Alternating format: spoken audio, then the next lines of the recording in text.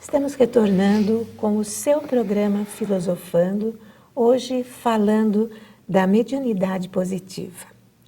Você poderá interagir conosco, compartilhar os programas através do filosofando@tvmundomaior.com.br ou pelo Fale Conosco do filosofiaespírita.org. Nós estávamos falando no primeiro bloco sobre mediunidade, é lógico, mas a questão que ficou no ar era se Jesus era médium. Interessante, não é, Márcia? Porque muitas pessoas acham que Jesus era médium, assim como Allan Kardec, né? Porque talvez nessa concepção, nesse entendimento, até nessa visão de mediunidade, as pessoas acham que para que um espírito seja evoluído, ele tem que necessariamente ser médium. Não há nada a ver uma coisa com outra. A mediunidade não é sinal de evolução do espírito. Se assim fosse, todos os médiuns seriam espíritos altamente evoluídos, e não é isso que nós vemos, né? A própria história nos mostra o exemplo de médiuns altamente conectados com forças inferiores da existência, muitos deles assumindo posições importantes no Estado, né, como presidentes, como ditadores, como durante a Segunda Guerra Mundial, nós tivemos vários exemplos desses, né? Então, mediunidade, mais uma vez, não é sinônimo de santidade, nem muito menos de evolução moral. Essa cristalização na ideia de que tudo aquilo que o médium fala tem que ser endossado como sendo verdade, isso não existe. Se nós estudarmos com profundidade o livro dos médiuns, nós vamos ver que a mediunidade, muitas vezes, ou na maior parte das vezes, ainda é concedida para o ser humano como uma forma de evolução moral, em contato com os benfeitores espirituais, em contato com espíritos necessitados de orientação, né? Emmanuel tem toda uma obra, Seara dos Médiuns, um livro que fala sobre a questão moral do médium. Então, sem dúvida nenhuma, que mediunidade não está atrelada à evolução moral. Dito isso, o que Kardec nos esclarece a respeito de mediunidade? Todos nós estamos numa situação intermediária entre plano material e plano imaterial, né? Então, nós somos espíritos e estamos na matéria. Essa condição já nos coloca como medianeiros de planos de vida diferenciados. Então, nesse sentido, sim, nós somos medianeiros, mas não no sentido da tarefa em si, por exemplo, mediunidade de cura, mediunidade de psicofonia, psicografia, psicometria, xenoglossia e tantas outras, que o Livro dos Médiuns especifica tão bem.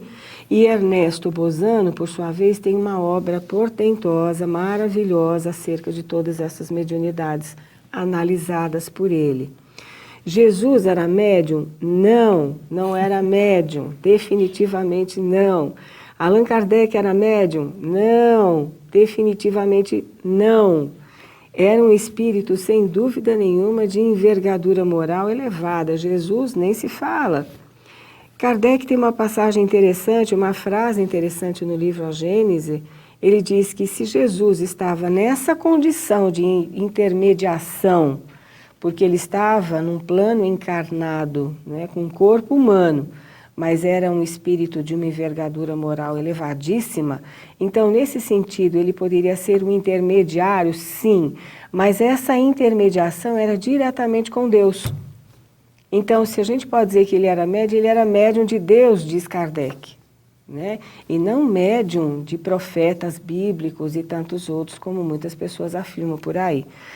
Então, falta um pouquinho mais de aprofundamento doutrinário para que a gente possa entender todo esse processo. E os apóstolos eram médiuns? Olha que interessante, os apóstolos eram médiuns. Você se lembra daquele episódio, que agora me falta a lembrança do nome, mas logo após a partida de Jesus, os apóstolos se reúnem, Jesus ressurge, não é? e ele parte novamente. Aí, num outro encontro entre os apóstolos, eles estão todos juntos, pensando em Jesus, orando, não é? Estudando os ensinamentos de Jesus, e num dado momento começa a ocorrer um fenômeno entre eles, né? Então, esse fenômeno bíblico é festejado pelas igrejas hoje, não é? Até simbolicamente, quadros que foram compostos posteriormente e que visualizam justamente essa festa de Pentecostes, mostram chamas, né, sobre a cabeça dos apóstolos. O que quer dizer isso? Quer dizer que o Espírito Santo estava ali? Não, não é bem o Espírito Santo, é a simbologia do afloramento da mediunidade de cada um. Então, cada um dos apóstolos desenvolveu uma mediunidade específica conforme o seu caráter, a sua personalidade, a sua missão.